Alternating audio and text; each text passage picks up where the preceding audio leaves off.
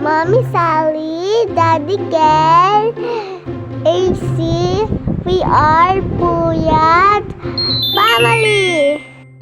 Hi! Hello mga sweet! Nung araw pala na ito ay nautusan ko si Daddy na mamalengke for the first time. So natuwa naman yung momshi nyo. Ayun nga lang, hindi pala siya yung namili o namalengke kundi yung kapatid niya.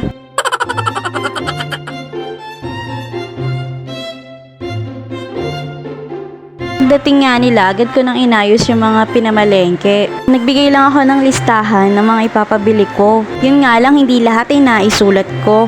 So, bali nagpabili nga lang pala ako ng karne ng manok at baboy, pati na rin iba't ibang klaseng isda. Usually talaga, ako yung namamalengke at kasama ko lang si Daddy. Pero dahil nga sa ang dami naming conflict sa schedule at ay may mga inaayos kami ay hindi namin ito naisingit sa schedule.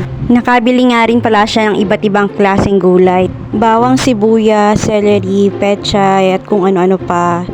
Inayos ko na lang din yung partition ng mga manok para sa may sabaw o sinampalukan, adobo at saka prito. Ulit-ulit lang din naman ang ulam namin kung minsan.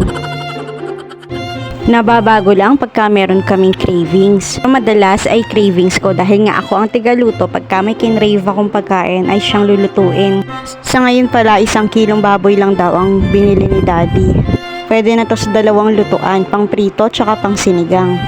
O siya, ayun lang muna for today. At salamat kung ito ay pinanood mo at umabot ka hanggang dito sa dulo. Ayun lamang po, bye! God bless everyone!